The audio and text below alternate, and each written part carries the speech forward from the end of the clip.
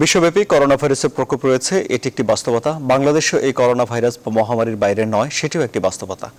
কিন্তু বিশ্বজুড়ে বিভিন্ন দেশে এই করোনা ব্যবস্থাপনার বেশ সুন্দর উদাহরণ আমাদের চোখের সামনে আছে। এমনকি কানাডার মতো একটি দেশ, যারা বাংলাদেশের অনেক পরে টিকা পেয়েছে, তাদের পত্রিকার শিরোনাম হয়েছে যে আলিঙ্গন ফিরে এসেছে। তারা এখন করোনার প্রকোপ থেকে অনেকটাই মুক্ত হয়ে আছে। এই পরিস্থিতি যখন সে দেশে, আমরা অনেক আগেই টিকা পেয়েছিলাম, কিন্তু তারপরেও বাংলাদেশে এখন নতুন করে লকডাউন বাস্তবায়ন করতে হচ্ছে এবং সেই বাস্তবায়ন করতে গিয়েও নানা রকম সমন্বয়হীনতার অভিযোগ উঠেছে।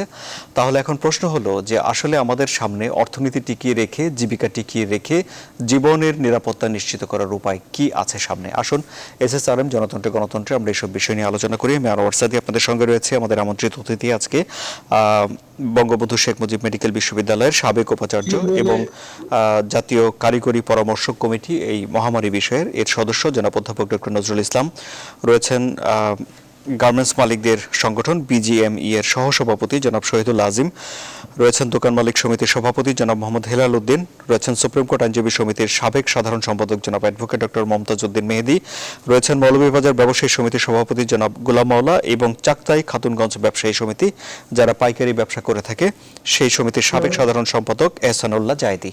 আপনাদের সবাইকে স্বাগত জানাচ্ছি। আর আমি আনোয়ার সাদি আপনাদের সঙ্গে আছি। আমি আলোচনা শুরু করতে চাই জনাব গোলাম মাওলা আপনাকে দিয়ে।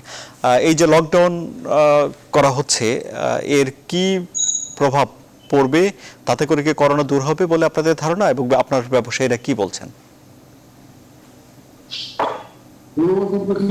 বর্তমান আপনার লকডাউনটা সংক্রান্ত বাড়ছে। তবে আমরা যেহেতু প্রযুক্ত করি, আমাদের পাইকারি ব্যবসায় কোনো প্রবলেম হচ্ছে না। আমরা খুব ভালো করে বুঝতে পারছি না।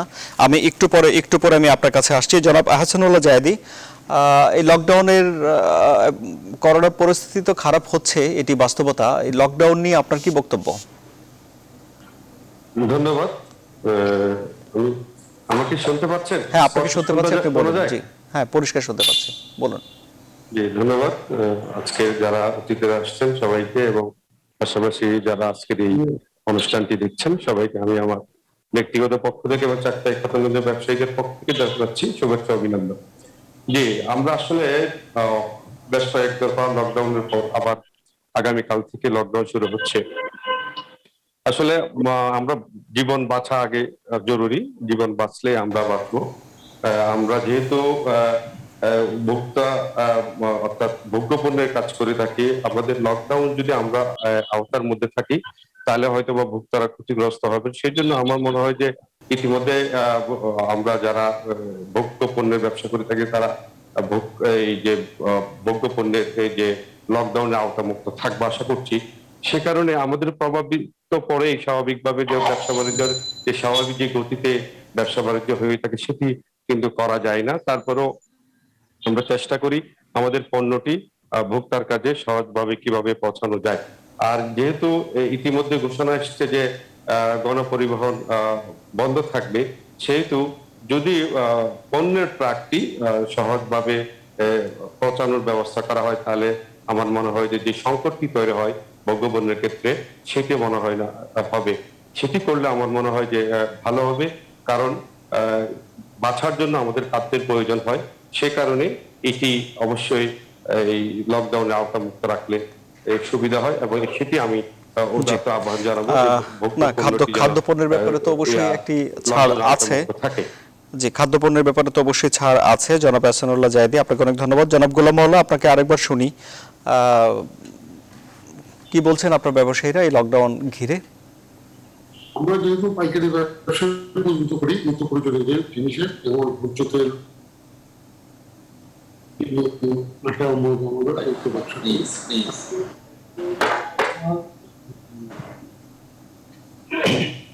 আমাদের তেমন একটা, কারণ আমরা সরাসরি আমাদের যে উৎপাদনকারী আছে থেকে আমাদের মালামালগুলি প্রত্যন্ত মফস্বল অঞ্চলে চলে যায়। এখানে তেমন কোনো জনসমাগমের কোনো বিষয়বস্তু নেই। তবে আপনার পরিবহনটা যদি তাহলে আমাদের ব্যবসার কোনো কষ্ট কিছু বেড়ে যায়।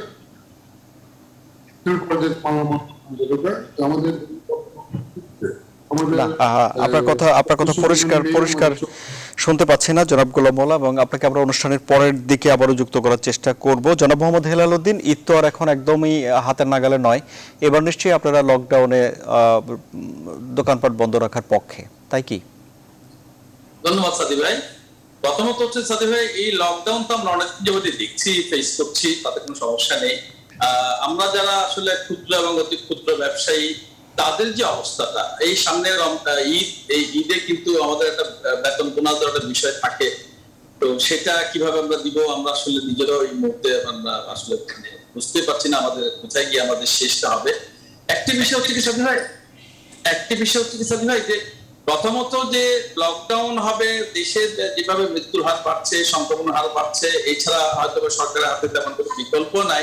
প্রবলেম হচ্ছে একটি জায়গায়, আমরা যখন দেখি আসলে এই ব্যবসায়ীদের মধ্যে কেউ খোলা রাখছেন, কেউ বন্ধ রাখছেন, অথবা কাউকে রিল্যাক্স করা হচ্ছে, কাউকে খুব কঠিন আওতায় আনা হচ্ছে, তখন আমাদের মধ্যে একজনের ক্ষোভ তৈরি হয় যে আসলে কি শুধু সংক্রমণ কি শুধু এই মানে দোকান থেকে ছড়ায় অথবা মার্কেট থেকে ছড়ায়। এবং আপনি যদি খেয়াল করেন সাদি ভাই, আমরা গত রমজানে যখন খুলে দিলাম, এবং খুলে দেওয়ার পরে আমরা একেবারে খুব, আমি নিশ্চিত করে আপনাকে বলছি সাদি, যে আমাদের 10 জন সংক্রমিত হয়েছে সেই খবর কিন্তু আমাদের কাছে নেই। আমাদের কোনো কর্মচারী বা কোনো মালিক সংক্রমিত হয়েছে।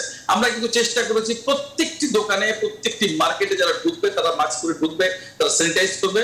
এবং আমি এটা দাবি করতে পারি যে আমরাই কিন্তু এই মাস্ক পরার জন্য সবচেয়ে বেশি মানে সোচ্চার, এবং আমরা বিনা পয়সা মাস্ক দিয়েছি, আমরা রাস্তায় ঘোড়ার গাড়ি দিয়ে মাস্ক পরার জন্য আমরা মানুষকে সচেতন করেছি। আচ্ছা, তো এই তাহলে জনাব মোহাম্মদ হেলাল উদ্দিন, তাহলে আপনারা মেনে নিচ্ছেন যে দোকানপাট খোলা থাকলে করোনা ভাইরাস ছড়াতে পারে, কিন্তু অন্যদের যেহেতু খোলা তাই ক্ষোভের বশবর্তী হয়ে আপনারা দাবি করছেন, তাই কি?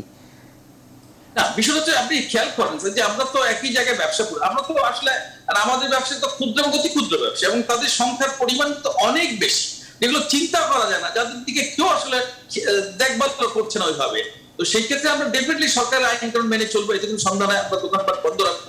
তো প্রশ্ন হচ্ছে যখনই বৈপরীত্য দেখা যায়, যখনই এই ধরনের একটি পরিস্থিতি সৃষ্টি হয়ে যায়, কোনো সেক্টর খোলা থাকছে, কোনো সেক্টর বন্ধ থাকছে, তখন কঠিন লকডাউন কাকে বলে আমি জানি না। তবে একটি বিষয়, আমরা এই নিয়ে আমাদের যে কারিগরি কমিটি আছেন, স্বাস্থ্য বিশেষজ্ঞ যারা আছেন, তারা যে পরামর্শ দিচ্ছেন, আমার মনে হয় ওনাদের আরেকটু ভেবে চিন্তে পরামর্শ দেওয়া উচিত। আমি গত কয়েকদিন দেখেছি পরিবহন খাতে মানুষ যে কষ্ট করেছে, এক জায়গা থেকে এক জায়গায় মানুষ কিন্তু যাবেই।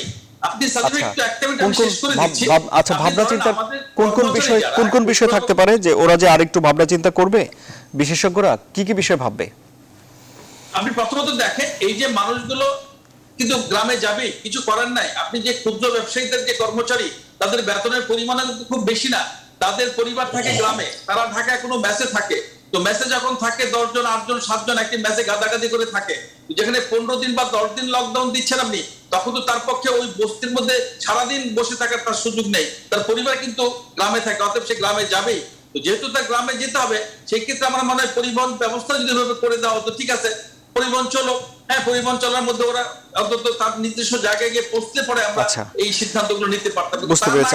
আপনার বক্তব্য মোটামুটি, জি, আপনার বক্তব্য খুবই স্পষ্ট। আপনি বলছেন, জি জনাব মোহাম্মদ হেলাল উদ্দিন,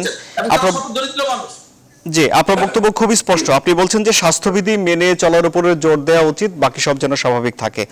জনাব শহীদুল্লাহ আজিম, আপনি, আশা করি আপনি আমাকে শুনতে পাচ্ছেন। এটি তৈরি পোশাক রপ্তানিকারকদের বিরুদ্ধে সবাই এই অভিযোগ তোলে যে তারা সবসময় গার্মেন্টস কারখানা খোলা রাখতে চায় এবং সরকারের কাছ থেকে লাভের অংশটা বুঝে নিতে চায় মহামারীর এই সময়। কি বলবেন আপনি? আপনাকে ধন্যবাদ। প্রথমে আমি বলতে চাই যে লকডাউন সরকার অনেক ভেবেচিন্তে দিচ্ছে, কেননা সংক্রমণ যেন আর নিয়ন্ত্রণে রাখা যায় আর না বাড়ে।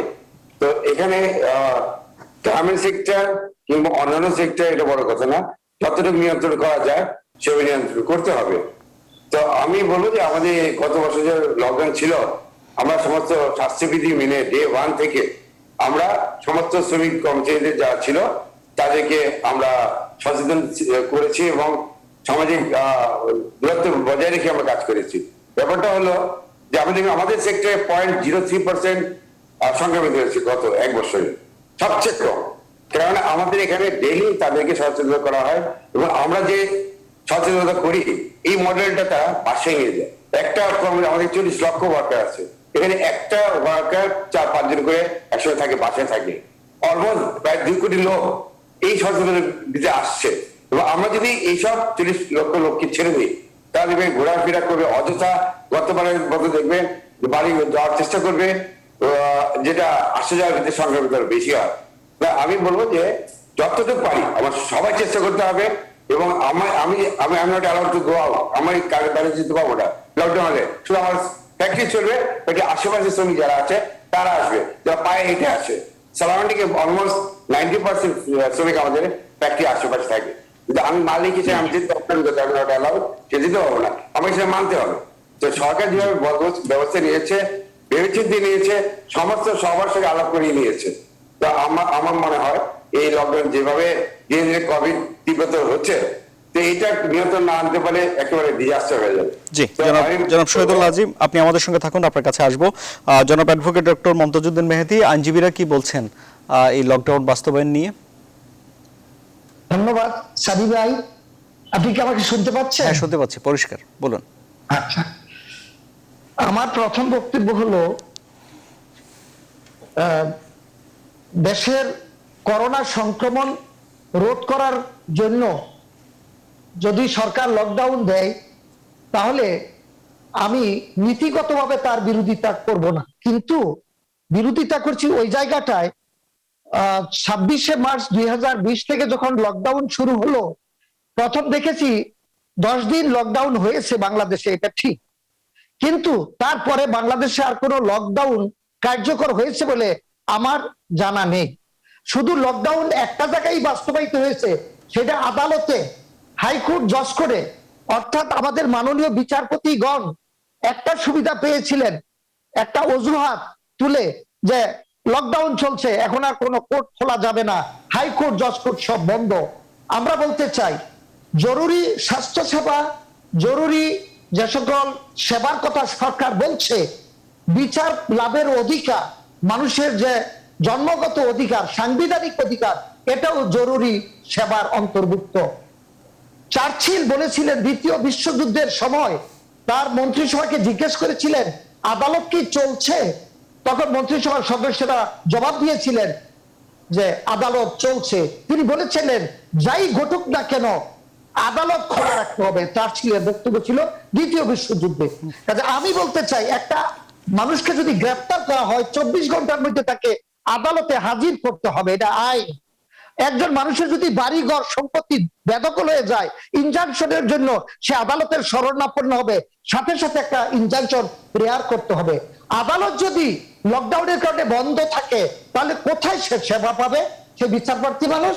কাজেই আইন আদালত জরুরি সেবার অন্তর্ভুক্ত। যেভাবেই হোক উচ্চ আদালত, নিম্ন আদালত চালু থাকতে হবে।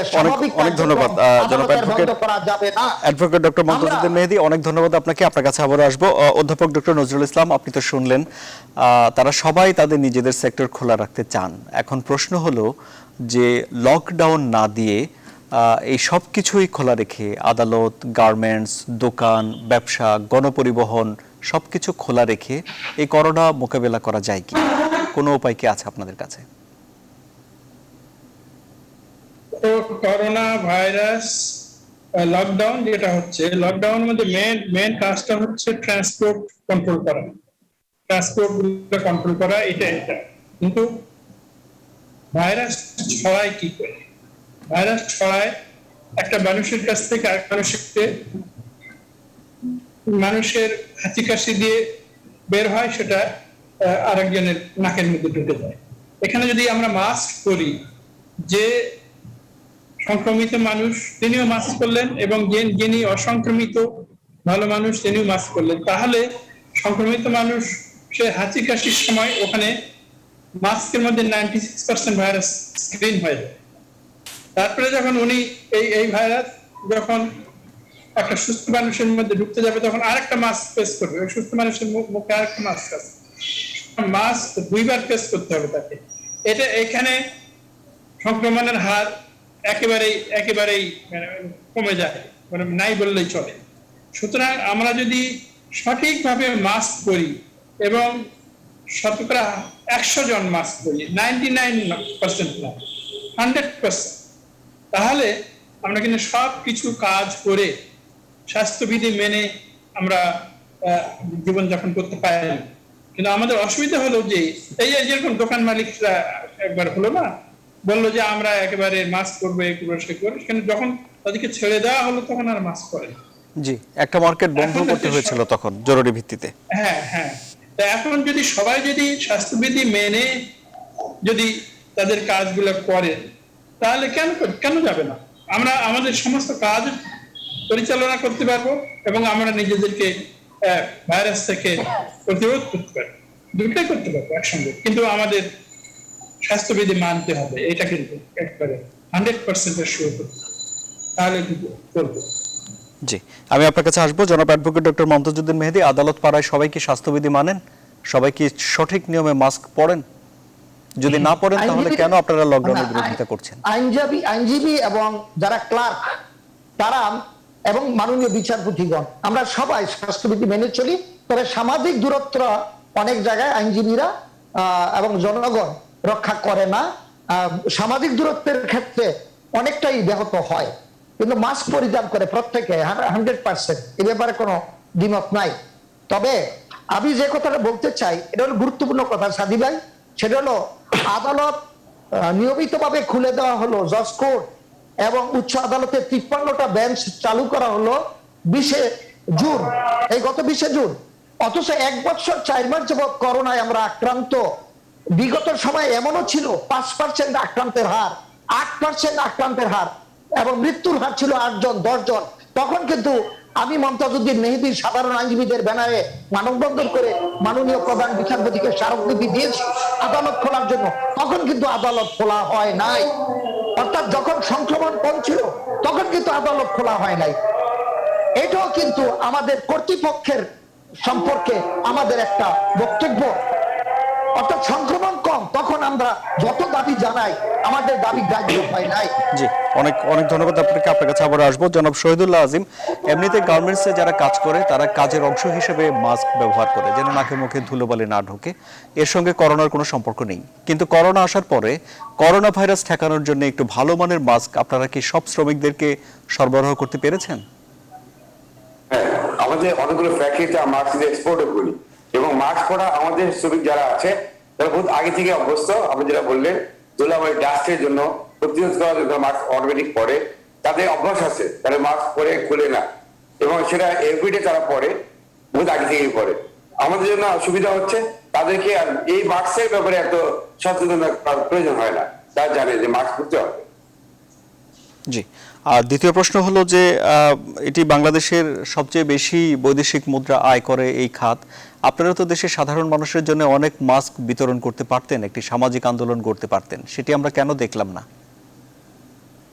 আপনারা হয়তো জানেন না যে আমরা প্রচুর মাস্ক প্রচুর সেক্টরকে ঢাকা দক্ষিণ উত্তর সিটি কর্পোরেশন এবং অনেক জায়গায় আমরা দিয়েছি, অনেক জায়গায় দেওয়া হয়েছে। এবং আরেকটা ব্যাপার হলো মাস্ক আমরা প্রত্যেক জায়গায় দিচ্ছি, শুধু তাই না, মানুষকে মাস্ক পরার জন্য আমরা সচেতন করছি এবং যাতে মাস্ক নেই আমরা চেষ্টা করি তাদের পৌঁছে দেওয়ার জন্য। আর ফ্যাক্টরিগুলো থেকে এগুলো কাজগুলো করা হয়, ভলেন্টারি ভাবে করা হয়।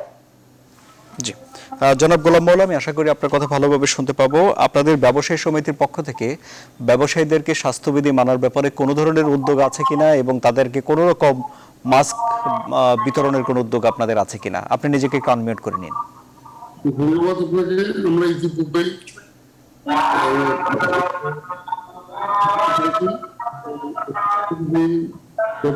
মেনে সমাজরা আসে,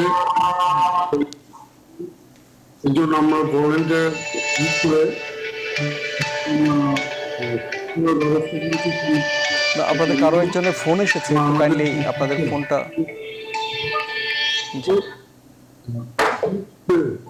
না, আমি খুবই সত্যি আমি দুঃখিত জনাব গোলাম মওলা, আপনার নেটওয়ার্ক কানেকশন এত পুয়ার যে আমরা আপনার কথা একদমই শুনতে পাচ্ছি না। জনাব এহসানুল্লাহ জায়েদি, আপনাদের দিক থেকে কি স্বাস্থ্যবিধি মানার ব্যাপারে আপনাদের ব্যবসায়ীরা যারা ব্যবসা করছেন একসঙ্গে তারা সচেতন আছেন? তারা কি মাস্ক পরেন নাকি মাস্ক ছাড়াই স্বাভাবিকভাবে চলাফেরা করেন? জি, ধন্যবাদ। জি, আমরা আসলে যখন কোভিড-19 শুরু হয় তখন থেকে আমরা কিন্তু সচেতনামূলক অনেক কাজ শুরু করি আমাদের সমিতির পক্ষ থেকে, এবং না, নিজ সেটি উদ্যোগেও এক- তারা এক অনেক বছর কাজ আগের শুরু কথা করেন। নয়, সেটি হচ্ছে এখনকার কথা, যেহেতু প্রথমত- আপনারা এখন লকডাউনের পক্ষে নেই, প্রথমত তাই আমি বলি, প্রথমত আমরা প্রত্যেকটা প্রতিষ্ঠানের সামনে আমরা স্বাস্থ্যবিধি মেনার জন্য একটা ইয়ে দিয়ে থাকি, ব্যানার দিয়ে থাকি। এবং প্রত্যেকটা প্রতিষ্ঠানে সেটি আছে, এবং যারা ইয়ারা আসেন, গ্রাহকরা আসেন, ভোক্তারা আসেন, তাদেরকে কিন্তু আমরা সচেতনমূলক বক্তব্য দিয়ে থাকি। অনেকে আছেন যে হয়তো তারা সেই সচেতনমূলক যে সেটি করেন না, তখন আমরা তাদের থেকে আমরা মাস্ক বিতরণ করে থাকি, হ্যান্ড স্যানিটাইজার দিয়ে আমরা হাত ধোয়ার ব্যবস্থা করে থাকি। এগুলো আমরা প্রতিনিয়ত করে যাচ্ছি, এবং যখন থেকে শুরু হয়েছে তখন থেকে কিন্তু আমরা সেটি করে আসছি। তবে একটি বিষয় আমরা কোভিড-19 কারণে আমরা যেটি আমার মনে হয় যে আমরা সমস্যা ফেস করবো, সেটি হচ্ছে যে ভোগ্যপণ্যের ক্ষেত্রে যে সংকটটি তৈরি হতে পারে, সেটি হচ্ছে যদি ভোগ্যপণ্যের পরিবহন যদি যথাসময়ে যথাস্থানে পৌঁছানোর ব্যবস্থা করা না হয়, তাহলে সেটি একটি সংকট তৈরি হতে পারে। যা আপনারা জানেন যে আমরা অনেক পণ্য কিন্তু আমরা আমদানি নির্ভর, বিশেষ করে যে পণ্যগুলো আমরা বাইরে থেকে নিয়ে আসি সেটির ব্যাপারে খুবই সতর্ক থাকা উচিত। কারণ আমাদের যে যদি কোনো কারণে যদি এটি সংকট তৈরি হয়, যে পণ্যটি আমরা আমদানি করে থাকি, সেটি কিন্তু আমাদের জন্য বড় একটি ফ্যাক্টর হয়ে দাঁড়াবে, দাম অনেক বেশি বেড়ে যাবে। সেই বিষয়টি আসলে ব্যবসায়ীরা এবং সরকার আমার মনে হয় যে এটি ইতিমধ্যে এটার জন্য একটা ব্যবস্থা করে নেওয়া উচিত বলে আমি মনে করছি। অনেক ধন্যবাদ আপনাকে। একটা ছোট্ট বিরতি নিচ্ছি, আমাদের সম্মানিত অতিথিরা সবাই আমাদের সঙ্গে থাকবেন আশা করছি বিরতির পর। সুপ্রিয় দর্শক, আপনারাও সঙ্গে থাকুন।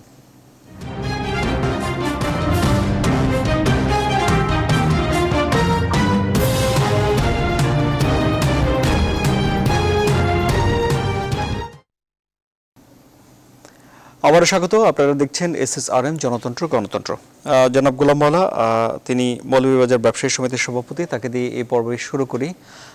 আপনার কথা পরিষ্কার করে আমরা তখন শুনতে পাইনি, এবার আপনি বলুন দেখি যে স্বাস্থ্যবিধি কি মেনে চলছে আপনাদের ব্যবসায়ীরা, এবং এই লকডাউন তারা কিভাবে দেখছেন? ধন্যবাদ আপনাকে। আমরা আমাদের সংগঠনের পক্ষ থেকে, মৌলভীবাজার ব্যবসায়ী সমিতির পক্ষ থেকে আমরা বিভিন্ন স্থানে আপনার করার জন্য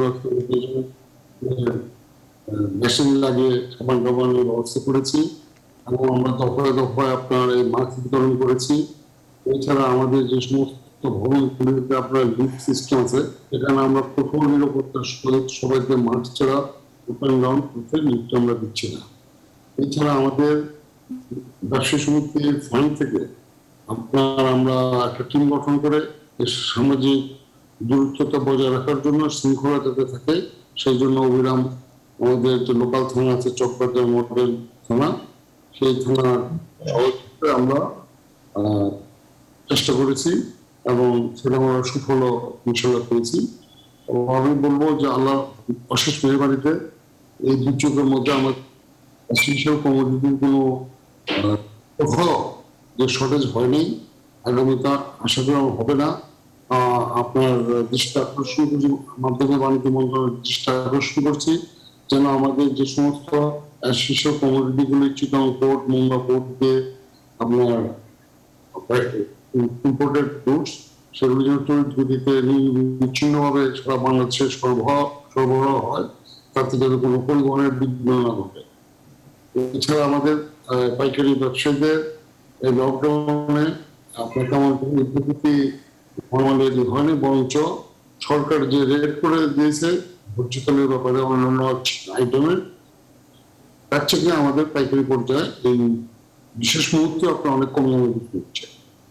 আমরা আশা করি সারা বাংলাদেশে আপনার কোনো এসেনশিয়াল কমিউনিটি আমাদের নিত্য প্রয়োজনীয় যে জিনিসগুলো আছে সেগুলি আপনার কোনো ঘাটতি হবে না, কিন্তু পরিবহনের কোনো বিঘ্ন সৃষ্টি না হয়। আর আমি আশা করছি যে আমরা যারা এসেনশিয়াল কমিউনিটিতে ব্যবসা করি সারা বাংলাদেশে, তারা আমরা সবাই আমরা স্বাস্থ্যবিধি সরকারের নির্দেশে মেনে চলবো। আর আপনার মাধ্যমে আমি স্বরাষ্ট্র মন্ত্রণালয়ের দৃষ্টি আকর্ষণ করবো যে লকডাউনে যেন কাউকে এই মাস্কের ব্যাপারে ছাড় না দেওয়া হয়, এবং জরিমানাটা আরো যাতে বৃদ্ধি করা হয়। কারণ আমরা এত মার্কেটে আমরা দেখছি, আমরা এত বলার পরও অনেকেই আপনার মাস্ক ইউজটা আপনার পকেটে রাখছি, আপনার এই বাক্যের যেন ব্যবহার না করতে পারে। ধন্যবাদ আপনাকে। জি, অনেক ধন্যবাদ। জনাব এহসানুল্লাহ জায়েদি, আপনি বলছিলেন যে যেসব পণ্য আমদানি করা হয় সেসব পণ্যের ব্যাপারে সতর্ক থাকা দরকার আছে। কেন এখন যে পরিমাণ পণ্য মজুদ আছে আমাদের তা কি যথেষ্ট নয়? ধন্যবাদ। যে আপনি জানেন যে আমদানিটা আসলে একটি চলমান প্রক্রিয়া, সেটি পর্যাপ্ত সবসময় থাকে না। যখন যে কোনো পণ্যের দাম সবসময় আমরা নির্ধারণ করি সেটা আমদানির উপর, সেক্ষেত্রে আমদানিটাও কিন্তু চলমান রাখতে হয়। অনেক সময় দেখা গিয়েছে গত বছর, আপনি খেয়াল করলে দেখবেন যে গত বছর যে পণ্যগুলি আসলে দাম অনেক বেশি ছিল কোভিড-19 এর কারণে, সেটি কিন্তু এবার কিন্তু সব পণ্যের দাম অনেক কম। যেমন উদাহরণস্বরূপ আমি বলতে পারি, যেমন যে মশলা পণ্যের দাম, যে গত বছর যে মরিচ, হলুদ, এমনকি আপনার যে জিরা, যেগুলোর দাম ছিল অনেক বেশি, সেগুলো যদি আমি দামের তফাৎ যদি বলতে চাই, তাহলে দামের তফাৎ হবে প্রায় 30% কম গত বছরের তুলনায় এই বছর। সেটি হয়েছে, মূল কারণ হচ্ছে যারা আমদানিকারক আছেন তারা কিন্তু চলমান প্রক্রিয়া, তারা আমদানিটা ঠিক রাখেন নাই। সেটির কারণ হচ্ছে লকডাউনের কারণে সেই পণ্যটি আসলে তারা সেল করতে পারবেন কিনা, পরিবহন স্বাভাবিকভাবে চলবে কিনা, সেই সিদ্ধান্তহীনতার কারণে অনেক সময় অনেক আমদানিকারকরা তাদের সেই পণ্যটি আমদানি করেননি। তার কারণে সেই সংকটটি তৈরি হয়েছিল। সেই জন্য আমি আজকে এই কথাটি বলার উদ্দেশ্য হচ্ছে, কোভিড-19 বা লকডাউন থাকলেও আমরা যেন পণ্যটি স্বাভাবিক সরবরাহ রাখার চেষ্টা করি, সেটি হচ্ছে আমার মূল বক্তব্য। জি, অনেক ধন্যবাদ আপনাকে জনাব অ্যাডভোকেট ডক্টর মমতাজউদ্দিন মেহেদী। বিশেষ করে পণ্য পরিবহন এবং ভোগ্য পণ্যের মজুদ ঠিক রাখার ব্যাপারে দুই ব্যবসায়ী তাগিদ দিলেন। কি মনে হয় আপনার? আমার মনে হয় তারা তাদের দিক থেকে যেটা বলেছেন ঠিকই আছে। তারা হয়তো তাদের অবজারভেশন, তাদের যে বাস্তব অবস্থা তারা যেভাবে উপলব্ধি করেছেন সেভাবে তারা বলেছেন। যে আমি এই ব্যাপারে আমি অভিজ্ঞ না, তারপরে আমি দ্বিমত পোষণ করবো না। আচ্ছা, তাহলে আপনি বলছেন যে আদালত এখন এই লকডাউনের ভেতরেও স্বাস্থ্যবিধি মেনে খুলে রাখা সম্ভব? আদালত স্বাস্থ্যবিধি মেনে সম্ভব, কারণ হলো আদালতে যদি আমরা অ্যাকচুয়াল কোড বলি, সে অ্যাকচুয়াল কোডে দেখবেন একজন বিচারক আইনজীবী থেকে দূরত্ব কমপক্ষে 15 ফিট এবং গ্লাস দিয়ে ঢাকা থাকে বিচারক সাহেব। তারপরে ওয়াইফাই এর সমস্যা, নেটওয়ার্ক প্রবলেম, বিভিন্ন কারণে নিম্ন আদালতগুলোতে কোনোভাবেই ভার্চুয়াল কোর্ট পরিচালনা করা সম্ভব হয় না। কিন্তু ভার্চুয়াল কোর্ট অবকাঠামোগত উন্নয়ন এখনো হয় নাই। আইনজীবীরা বিভিন্ন চেম্বারে বসেন, সেখানে ওয়াইফাই কানেকশন দেওয়া মোটেও সম্ভব হয় নাই। তারপরে নেটওয়ার্ক পাওয়া যায় না, যে জন্য নিম্ন আদালতগুলোতে কোনোভাবেই ভার্চুয়াল কোর্ট পরিচালনা করা যাচ্ছে না। কিন্তু সরকার তো অবকাঠামোগত উন্নয়ন ছাড়াই হুট করে ভার্চুয়াল কোর্ট চালু করে দিয়েছে। তবে উচ্চ আদালতে ছেড়ে উন্নতি হয়েছে, আমি এই ব্যাপারে একমত। উচ্চ আদালতে আমরা একটা 53টি কোর্ট চালু হয়েছে, আমরা কিন্তু ভার্চুয়ালি করতে পারছি, কারণ হাইকোর্টের পরিবেশটা কিন্তু উন্নত। এক একটা বিল্ডিং এর সাথে আরেকটা বিল্ডিং লাগোয়া না, এখানে কিন্তু নেট প্রবলেম পর্যাপ্ত আছে। তারপরেও কিছু কিছু সমস্যা আছে, হাইকোর্টেও সমস্যা আছে। আর একটা মামলা, বড় মামলার হেয়ারিং দীর্ঘক্ষণ এই মোবাইলে করা যায় না, এটা ল্যাপটপের মাধ্যমে করা যায় না, অনেক সমস্যা আছে। তারপরেও হাইকোর্টে আমি ভার্চুয়াল কোর্ট চলছে, এটার ব্যাপারে আমি দ্বিমত করছি না। কিন্তু নিম্ন আদালতে কোনোভাবেই রেগুলার কোর্ট ছাড়া, নিয়মিত কোর্ট ছাড়া মোবাইলে কোর্ট করানো সম্ভব হচ্ছে না। কাজী সরকার যদি আদালত বন্ধ করে রাখে, সরকার কি গ্যারান্টি দিতে পারবে যে 1 বছরে করোনা নির্মূল হবে? হয় নাই। আগে কি উপলব্ধি করতে পেরেছিল যে করোনা এতদিন দীর্ঘস্থায়ী হবে? আবুল কালাম আজাদকে তো স্বাস্থ্য মন্ত্রণালয় থেকে সরিয়ে দেওয়া হয়েছিল তার একটা বক্তব্যের কারণে। দুর্নীতির অভিযোগও আসছে তার বিরুদ্ধে। তার বক্তব্য ছিল 3 বছর স্থায়ী হবে করোনা, তারপরে তো সারা দেশ জ্বলে উঠেছিল তার বক্তব্যের বিরুদ্ধে। আমি তো দেখি 3 বছর না 6 বছরও করোনা স্থায়ী হতে পারে। 6 বছর কি কোর্ট কাছারি আদালত বন্ধ থাকবে? সবকিছুই চালিয়ে যেতে হবে। আদালতের কার্যক্রম আমাদের এই জরুরি সেবার আওতাভুক্ত, কাজে এটাকে মাথায় রাখতে হবে। তবে যেভাবেই হোক মাস্ক পরে স্বাস্থ্যবিধি মেনে আদালতকেও চালু রাখতে হবে, এটা হলো কর্তৃপক্ষের সবচেয়ে গুরুত্বপূর্ণ বিষয়। এটাই আমরা আইনজীবীরা মনে করি। জি, ইচ্ছে কিন্তু- করলে পারা যাবে, কিন্তু কারণ লক- আইনজীবীরা সচেতন। আইনজীবীরা কিন্তু সচেতন, তার মাস্ক পরে, প্রত্যেকে পরে। কিন্তু লকডাউন হলো তখনই আরোপ করা হয় যখন সংক্রমণকে ঠেকিয়ে দেয়া, স্তীমিত করা, এর বেগ থামিয়ে দেয়া দরকার হয়ে পড়ে। এটি তো একটি বিজ্ঞান, তাই না? তবে বিজ্ঞান, তবে এক সেকেন্ড বলি, আমরা দেখেছি লকডাউনটা পুরোপুরি কার্যকরী হয়েছে 1 বছর 4 মাস আদালত পাড়ায় আইনজীবীদের উপর দিয়ে। এই লকডাউনের চিত্রটাই বেশি গেছে, আর শিক্ষার্থীদের উপর দিয়ে গেছে। আর অন্যান্য সেক্টরগুলো কিন্তু লকডাউনের সময় তেমন ক্ষতিগ্রস্ত হয়নি। এটা হলো আমার অবজারভেশন। আমরা আইনজীবীরা সবচেয়ে বেশি ক্ষতিগ্রস্ত হয়েছি, বিচার প্রার্থী জনগণ লকডাউনের সবচেয়ে ক্ষতিগ্রস্ত হয়েছে। এটাই আমার বক্তব্য। যাই হোক, তাহলে আপনি মনে করছেন যে স্বাস্থ্যবিধি মেনে আদালত আদালত চালু করা হোক। আমার কথা আদালত চালু রাখা হোক, চালু করা আছে। জি। আদালত স্বাস্থ্যবিধি মেনে সামাজিক দূরত্ব যাতে সবাই মানতে বাধ্য হয়, এটার জন্য প্রত্যেকটি বার অ্যাসোসিয়েশন, সরকারের আইন মন্ত্রণালয় এবং আমাদের মাননীয় প্রধান বিচারপতি নেতৃত্বে সারা বাংলাদেশে একটা দিক নির্দেশনার মাধ্যমে এটাকে যাতে বজায় রাখা হয় এবং আদালত যাতে চালু রাখার ব্যবস্থা করা হয় যে কোনো ভাবে, এটা হলো আমার নিবেদন। জি, আমরা অনুষ্ঠানের একদম শেষ দিকে আছি। আমন্ত্রিত অতিথিদের সবাইকে অনেক ধন্যবাদ। সুপ্রিয় দর্শক, আপনারা সবাই স্বাস্থ্যবিধি মেনে চলবেন। স্বাস্থ্যবিধি বলতে মাস্ক পরে ঘরের বাইরে যাওয়া এবং লোকজনের কাছ থেকে যতটা সম্ভব দূরে থাকা, 3 ফিট কিংবা 6 ফিট, এবং কোনো কিছু ধোয়ার পর আপনারা হাত ধোবেন সাবান ফেনা দিয়ে, এবং নিজেরা এই করোনা ভাইরাসের সংক্রমণ থেকে নিজেদেরকে বাঁচিয়ে রাখুন। আপনি যদি নিজেই সংক্রমণ থেকে বেঁচে থাকতে পারেন তাহলে আপনি আর সেই সংক্রমণ ছড়ালেন না কাউকে, আপনার স্বজনরা, প্রিয়জনরা ভালো থাকলো। আমরা সবাইকে সচেতন হওয়ার আহ্বান জানিয়ে আজকের মতো এখানে শেষ করছি। SSRM জনতন্ত্র গণতন্ত্র। আরও খবর ও বিশ্লেষণ জানতে আপনারা ভিজিট করুন www.news24bd.tv। সবাইকে অনেক ধন্যবাদ।